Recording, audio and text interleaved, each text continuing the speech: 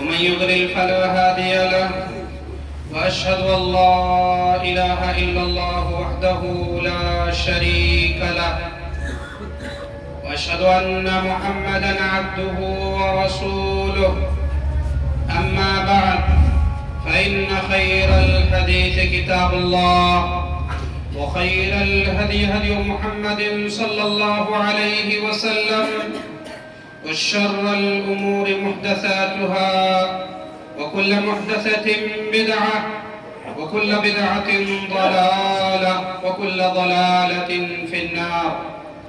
أعوذ بالله من الشيطان الرجيم. بسم الله الرحمن الرحيم. يا أيها الناس اتقوا ربكم الذي خلقكم من نفس واحدة وخلق منها زوجها وبث منهما رجالا كثيرا ونساء واتقوا الله الذي تساءلون به والأرحام إن الله كان عليكم رقيبا.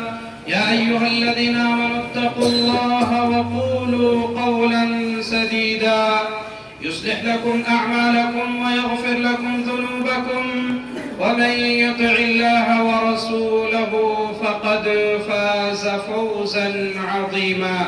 يا أيها الذين آمنوا اتقوا الله حق تقاته ولا تموتن إلا وأنتم مسلمون.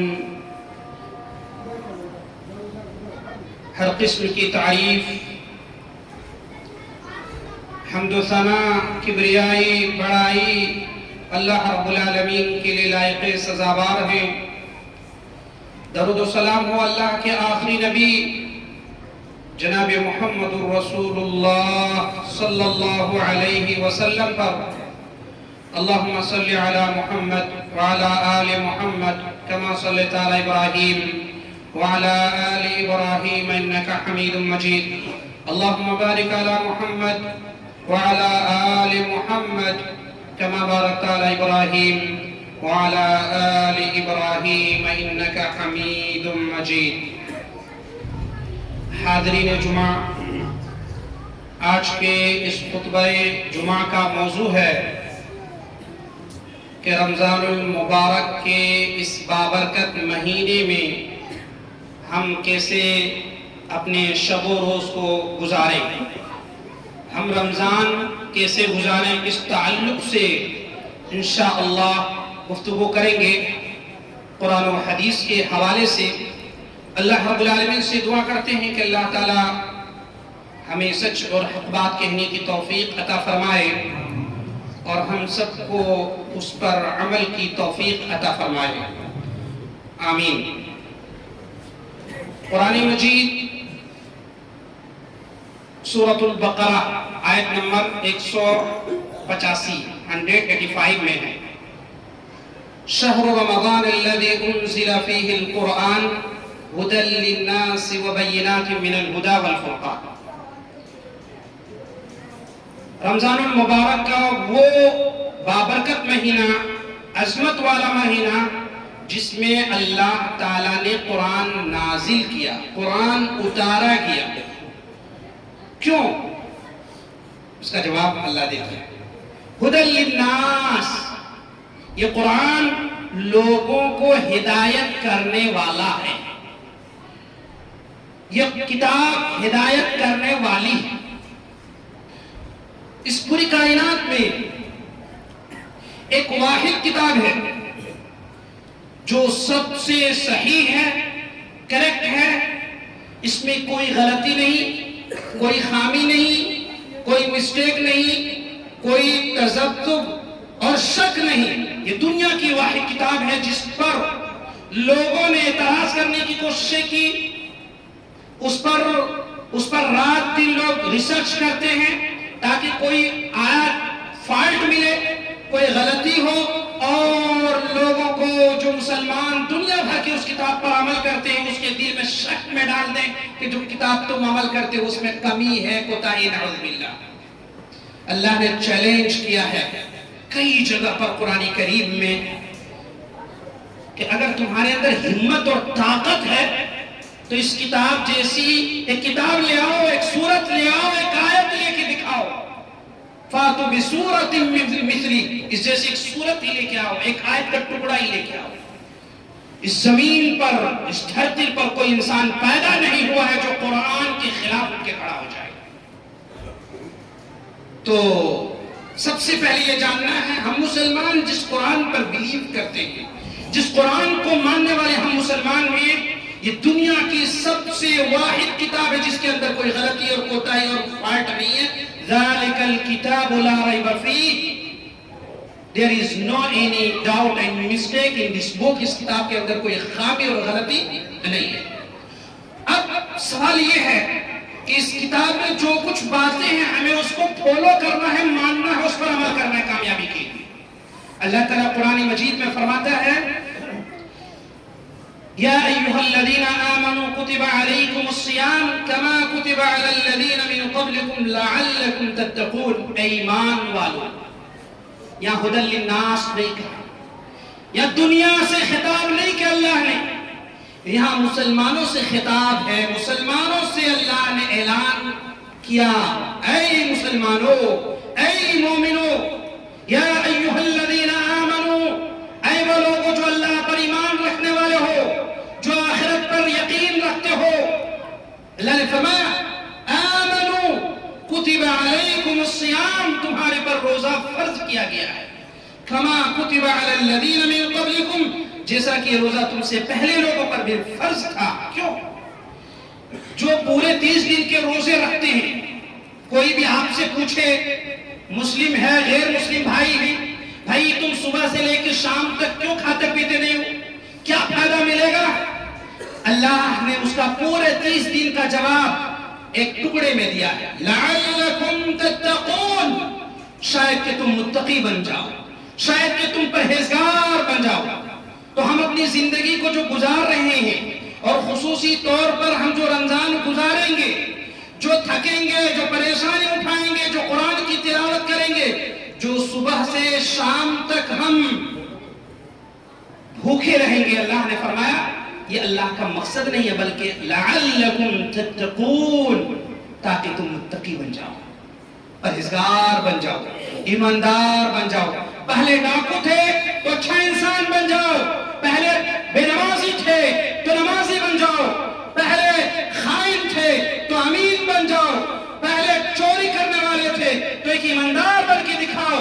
یہ روزہ انسان کے اندر اس کے دلوں کی اصلاح کے لیے، اس کے اندر اچھائی کی اسپرٹ پیدا کرنے کے لیے اللہ نے یہ روزہ 1 مہینے کا مومنوں کو دیا ہے، لعلکم تتقون، شاید کہ تم متقی اور پرہیزگار بن جاؤ۔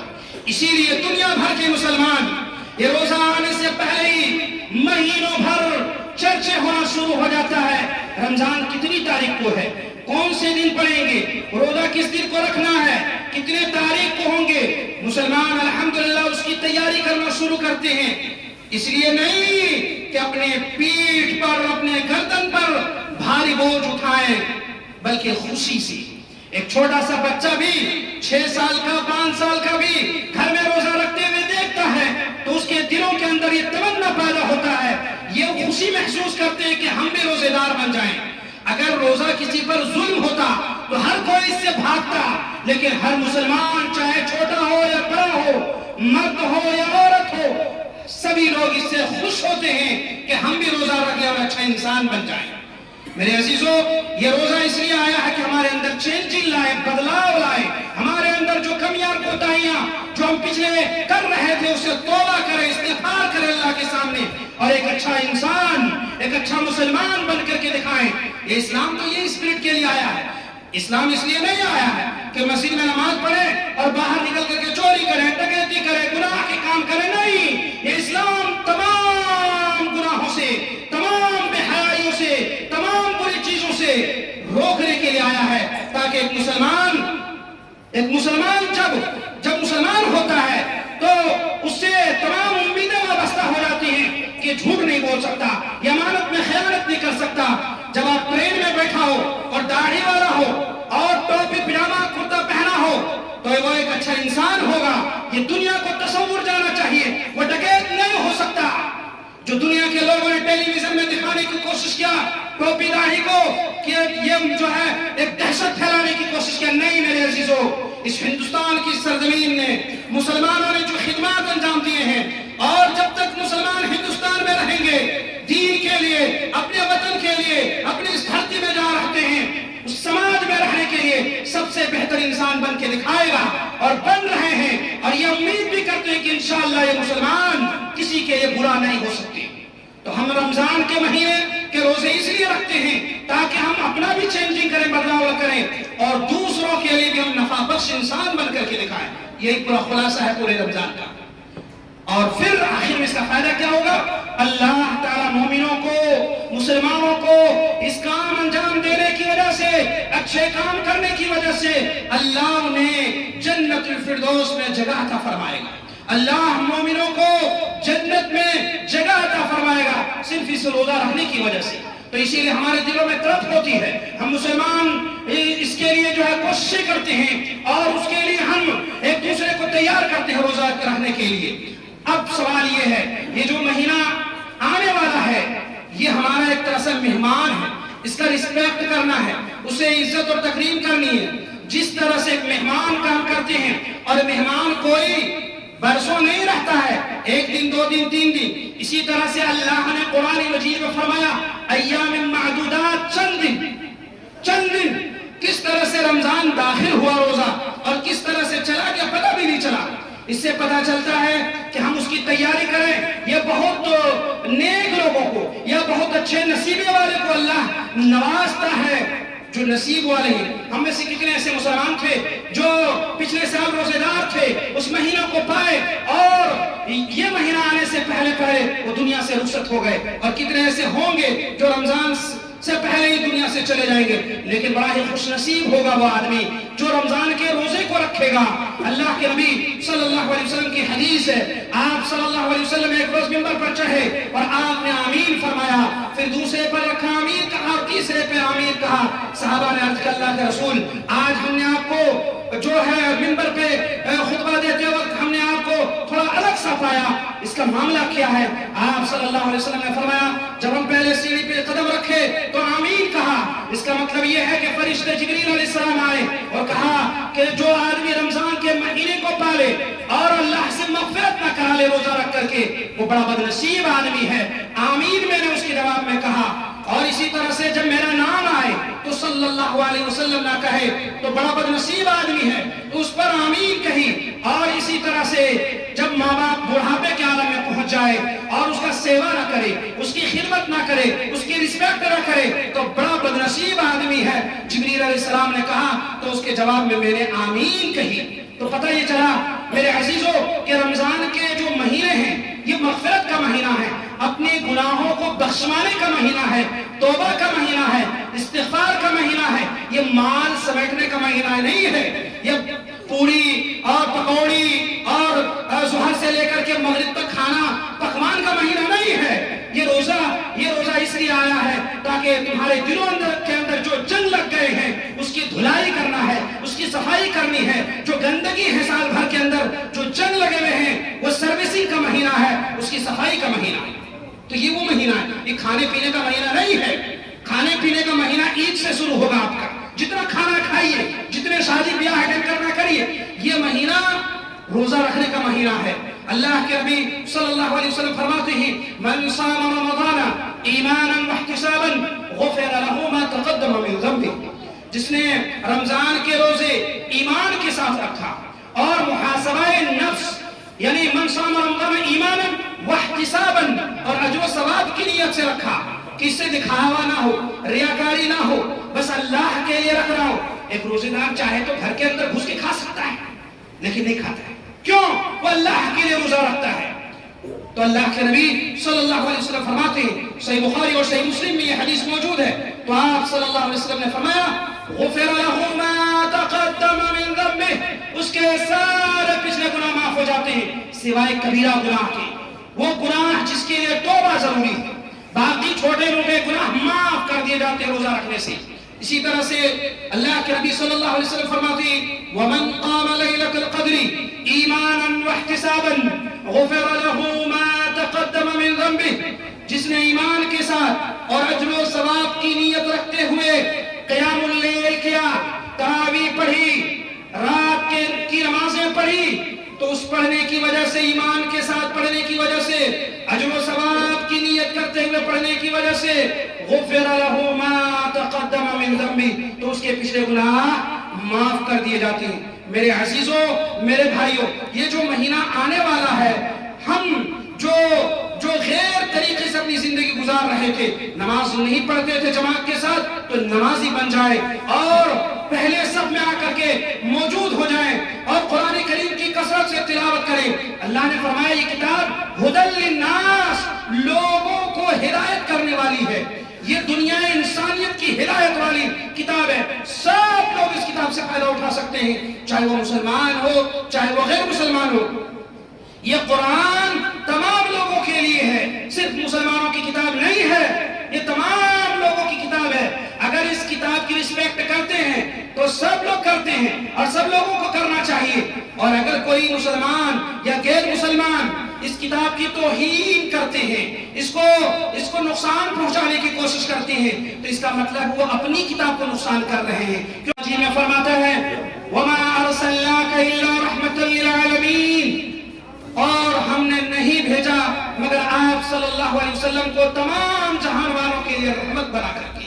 تو تمام لوگوں کے نبی ہیں آپ صلی اللہ علیہ وسلم۔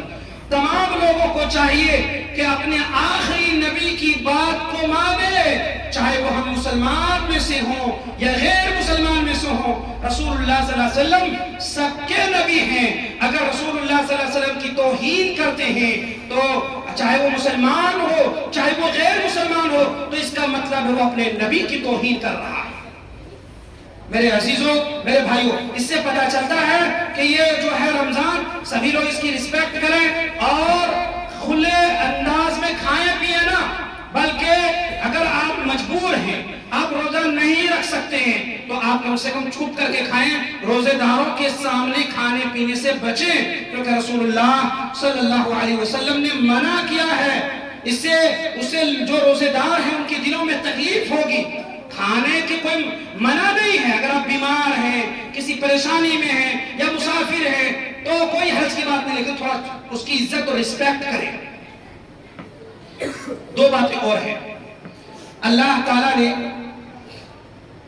قرآن مجید میں فرمایا وَأَمَّا مَنْ خَافَ مَقَامَ رَبِّهِ وَنَهَى النَّفْسَ عَنِ الْهَوَىٰ فَإِنَّ الْجَنَّةَ هِيَ الْمَأْوَىٰ، جو شخص اپنے رب کے سامنے کھڑے ہونے سے ڈرا اور خواہشات نفس، برے خواہشات سے بچا، تو اللہ فرماتا ہے اس کا ٹھکانہ جنت ہے۔ آج ہم نوجوانوں میں سے جو ہیں رمضان کے مہینے میں اپنی خواہشات نفس کو کنٹرول نہیں کر پاتے، اور بڑے اچھے موٹے تازے نوجوان روزہ نہیں رکھتے۔ کیوں بھائی؟ میں نے بتایا تھا اس سے پہلے بھی کہ رمضان آتے ہی تمام بیماریاں سب کے سامنے ظاہر ہو جاتی، گھٹنے کی بیماری، پیٹ کی بیماری، سینے کی بیماری، ساری پریشانی رمضان میں، اور وہ کون کرتے ہیں؟ اچھے خاصے نوجوان کھانے پینے میں مگن رہتے ہیں، روزہ نہیں رکھتے ہیں۔ ایسے بھی مسلمان پایا گیا ہے جو روزہ نہیں رکھتے ہیں جوان ہو کر کے، وہ اس کو کوئی بیماری نہیں ہے لیکن بس وہ نہیں رکھتے ہیں، لیکن اللہ کا خوف کھانا چاہیے کیونکہ یہ روزہ فریضہ میں سے ہے، یہ اللہ نے واجب کیا ہے، یہ لازم ہے، یہ ضروری ہے روزہ رکھنا۔ اس سے پہلے بھی لوگ روزہ رکھ کے چلے گئے اس دنیا سے، اگر ہم روزے جان بوجھ کر کے چھوڑتے ہیں تو ہم دائرہ اسلام سے خارج ہو جائیں گے، کیونکہ اسلام کی بنیاد 5 چیزوں پر ہے، ان میں سے ایک چیز کیا ہے؟ رمضان المبارک کے مہینے کے روزے رکھنا۔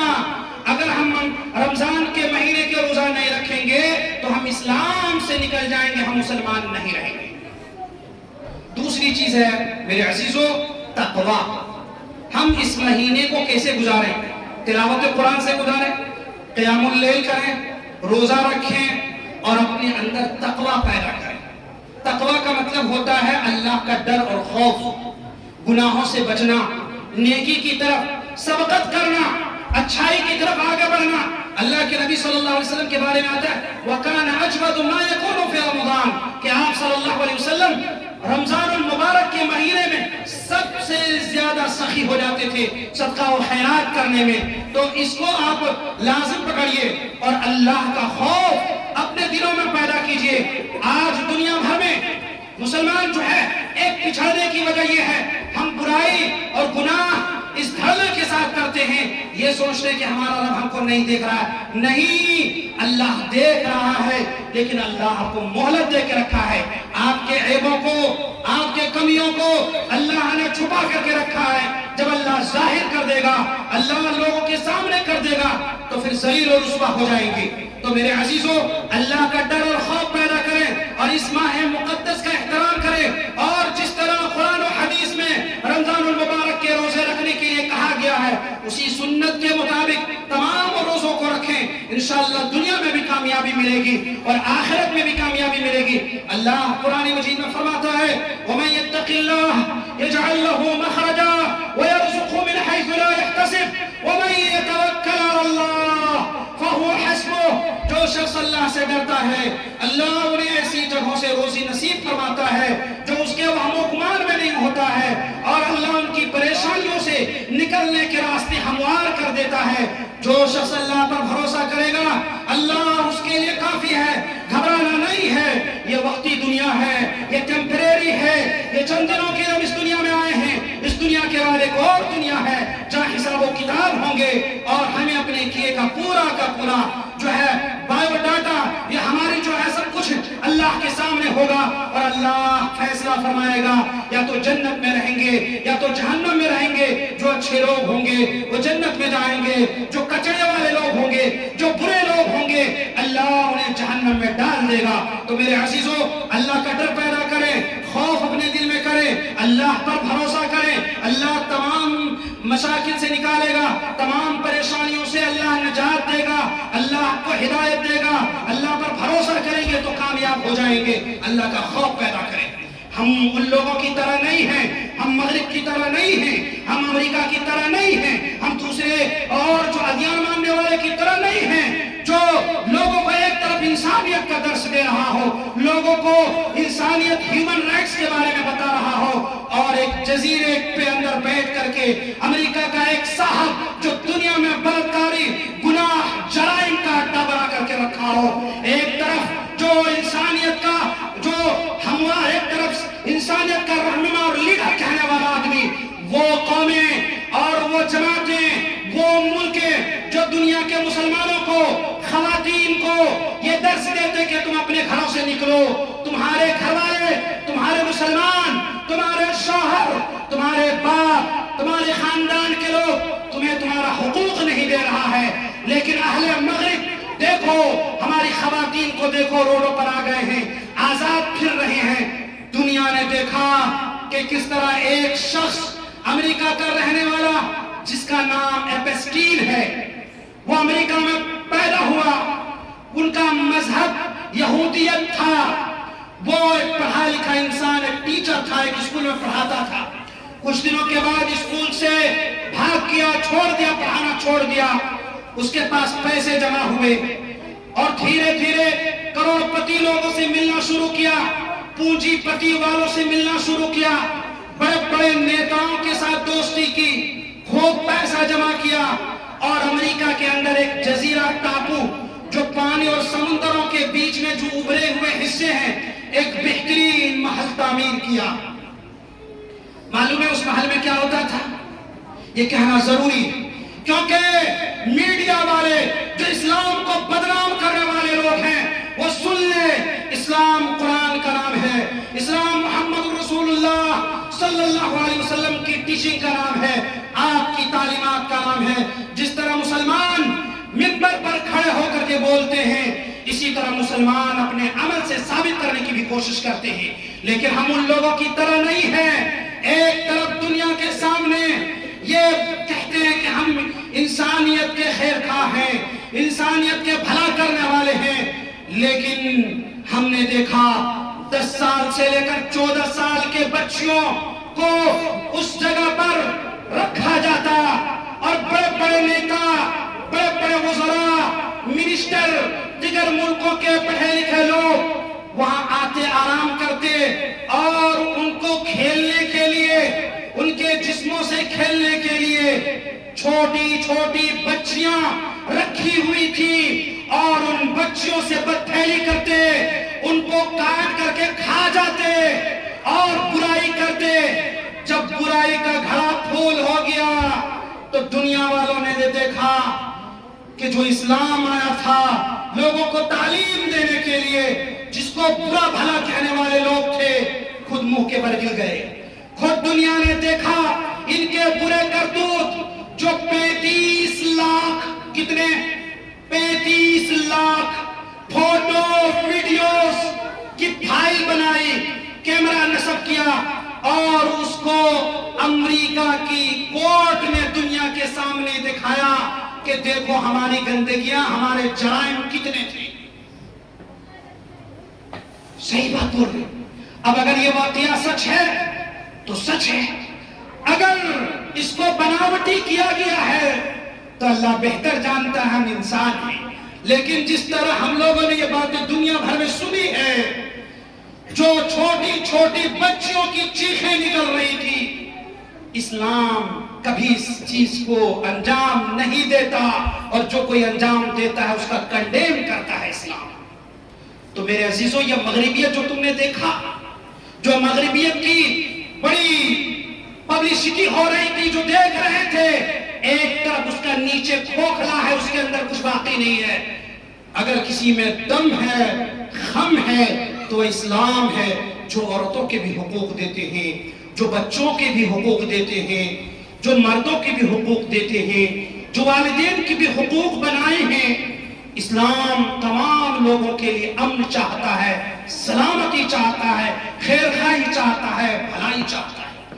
آپ کو یاد ہے جب رسول اللہ صلی اللہ علیہ وسلم مکہ میں پیدا ہوئے، 40 برس کے ہوئے، تو آپ نے جب آنکھیں کھولی تو دیکھا ظلمات ہے، اندھیرے ہیں، لوگ اپنی چھوٹی بچیوں کو زمین پر درگور کر دیتے تھے، اس کو گاڑ دیتے۔ اسلام آیا تو سب کو منع کیا، روکا۔ جو عورتوں پر ظلم ہو رہے تھے اس کو اسلام نے آ کر کے روکا کہ انصاف، اسلام انصاف چاہتا ہے۔ آپ کے ساتھ بھی دھوکہ نہیں ہو، دوسرے کے ساتھ بھی نہیں ہو، آپ بھی اچھے رہیں اور دوسرے بھی اچھے رہیں۔ تو اسلام سب کے لیے آیا تھا میرے عزیزو۔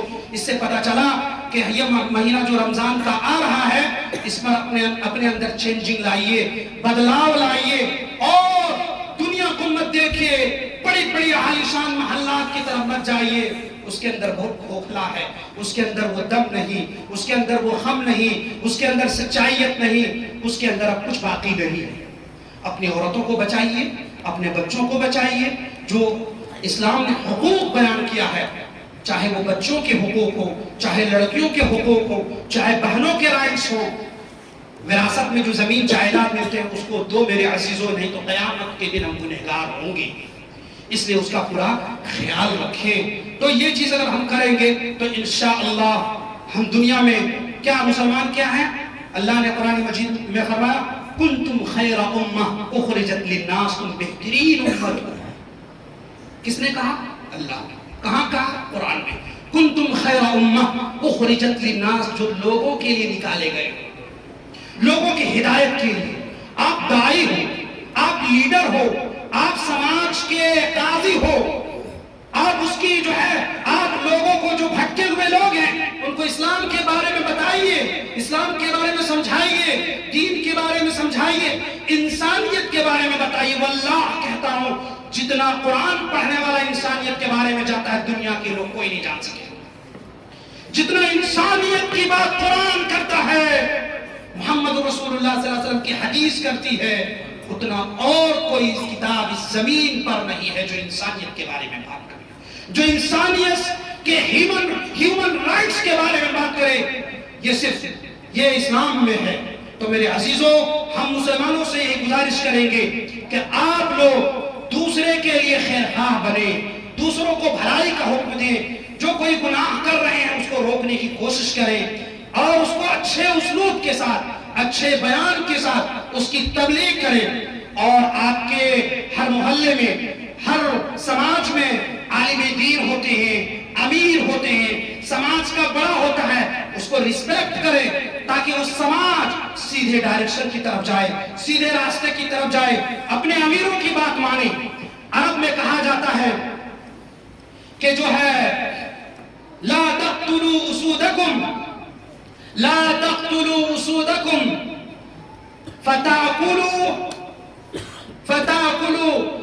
کلاب عدوکم، تم اپنے سرداروں کو قتل مت کرو، نہیں تو دشمن کے کتے تمہیں کھا جائیں گے۔ تم اپنے امیروں کا رسپیکٹ کرو، اس کی صحیح بات جو قرآن و حدیث سے بیان کرے وہ بات کو مانو، فالو کرو۔ اگر تم اس کے خلاف سازش کرو گے، تم اسے مارنے کی کوشش کرو گے، تم انہیں کھوکھلا کرنے کی کوشش کرو گے تو تم خود گر جاؤ گے، تمہارے دشمن تمہیں نوچ کھائیں گے۔ اسی لیے ہر سماج میں ایک لیڈر ہوتا ہے۔ اللہ کے رسول صلی اللہ علیہ وسلم کی حدیث ہے جب سفر کرتے تو ان میں سے ایک امیر بنا دیتے، تو پورے سماج، یہ معاشرہ، یہ سوسائٹی، کیا اس کے اندر امیر کی ضرورت نہیں ہے؟ کیا اس کے اندر لیڈر کی ضرورت نہیں ہے؟ کیا اس کے اندر رہنما کی ضرورت نہیں ہے؟ کیا اس کے اندر گائیڈ کرنے کی ضرورت نہیں ہے؟ یقیناً ضرورت ہے۔ تو اسی لیے آپ کے جو رہنما ہیں، جو پڑھے لکھے لوگ ہیں، جو تعلیم یافتہ لوگ ہیں، جو تمہیں بھلائی کی طرف لے کے جانے کی کوشش کرتے ہیں، ان کے قدموں کو مضبوط کرو، ان کے ہاتھوں کو مضبوط کرو، اور ان سے جو غلطیاں ہو رہی ہیں تم اس کو جو ہے اس کو اصلاح کرو، تاکہ یہ سماج اور پھلے اور پھولے۔ تیسری چیز یا چوتھی چیز، یہ مسجد کی تعمیر اتوار کے روز ہے۔ ہم تمام مسلمانوں سے گزارش کریں گے کہ آپ سبھی لوگ اس مسجد کی جو ڈھلائی میں پورا حصہ لیں، تاکہ اللہ آپ کے لیے جنت کو خاص کر دے۔ اللہ کے نبی صلی اللہ علیہ وسلم فرماتے ہیں من بنا للہ مسجدا بنى اللہ لہ بیتا فی الجنہ، جو شخص اللہ کے گھر کی تعمیر میں ایک بھی اینٹ ڈالتا ہے، گھر کی تعمیر کرتا ہے، تو اللہ اس کے لیے جنت میں گھر بنائے گا۔ اللہ اللہ، کتنی عظیم نعمت، کتنی عظیم جو ہے انعام اور گفٹ ہے کہ ہم اس مسجد میں 10 روپیہ، 50 روپیہ، 1 لاکھ، 2 لاکھ، جس کو اللہ نے جتنی استطاعت دی ہے، طاقت دی ہے، یہ سب چیز میں خرچ کریں۔ اپنے پسینہ کو 60-70 سال کی زندگی کو اس جگہ پہ لگائیں جہاں آپ کو فائدہ ملے گا۔ آپ اپنی زندگی کو، اپنے بہتر حلال مال کو اس جگہ پہ لگائیں جہاں اس کا صحیح رزلٹ نکلنے والا ہے۔ مسجد میں، ایجوکیشن میں، تعلیم میں، ہمارے سماج کو ضرورت ہے اچھے لیڈر کی، اچھے عالم کی، اچھے وکیل کی، اچھے سائنسداں کی، اور اس سماج کو تمام لوگوں کی ضرورت ہے۔ وہ ہم ہی سے تیار ہوں گے، کوئی ملائکہ نہیں آئیں گے، کوئی فرشتے نہیں آئیں گے، ہم میں سے ہی کوئی نہ کوئی تیار ہوگا۔ تو اسی لیے میں تمام مسلمانوں سے گزارش کروں گا کہ اپنے بچوں کو پڑھائیے، دونوں پڑھائیے، دینی پڑھائی بھی پڑھائیے اور دنیاوی بھی پڑھائیے۔ In this challenging time, education should be planned. It is not enough to work hard, but to replan and carry out the mission in a positive way so that the goal can be achieved easily. آج ضرورت ہے کہ ایک منظم طریقے سے عصر نو محنت کرنے کی ضرورت ہے۔ پہلے ہم جسم سے پڑھتے تھے، اب دماغ سے پڑھنا ہوگا۔ اب ایسی مشینیں تیار کیجئے کہ ہم بھی چاند تک پہنچ سکیں، ہم بھی اس دنیا کی سیر کریں، ہم بھی اس سماج اور ہندوستان کے نرمان میں ہم بھی اپنا یوگدان پیش کریں، ہم بھی اس بھارت کو آگے اٹھانے کے لیے، آگے بڑھانے کے لیے ہماری بھی ذمہ داری بنتی ہے کہ ہم بھی اس بھارت کو، اس ہندوستان کو، اس انڈیا کو خوبصورت دیکھنا چاہتے ہیں، جہاں جسٹس ہو، جہاں برابری ہو، جہاں عدل و انصاف ہو، جہاں تعلیم ہو، جہاں تمام لوگوں کے حقوق برابر ہو۔ ہم وہ ہندوستان چاہتے ہیں، اور ہم مسلمان کندھے سے کندھے ملا کر اپنے بھائیوں کے ساتھ کھڑے ہو کر کے کام کرنے کے لیے تیار ہیں۔ ہمارے نوجوانوں میں بھی وہ چھمتا ہے، وہ صلاحیت ہے، وہ ایبیلٹی ہے، وہ طاقت رکھتے ہیں کہ ہندوستان کے نرمان میں، ہندوستان کی تعمیر و ترقی میں ہم اپنا ہاتھ بڑھا سکتے ہیں۔ اللہ نے وہ صلاحیت دی ہے۔ تمام مسلمانوں سے میں کہوں گا اپنے بچوں کو ہائر ایجوکیشن، اعلیٰ تعلیم دلوائیں، اس کو پڑھائیں، سائنسداں بنائیں، وکیل بنائیں، جج بنائیں، عالم دین بنائیں۔ ان تمام چیزوں کی آج اس جدید دور میں تمام چیزوں کی ضرورت ہے۔ اللہ رب العالمین سے ہم دعا کرتے ہیں کہ اللہ تعالی ہم سب کو دنیا آخرت کی کامیابی عطا فرمائے۔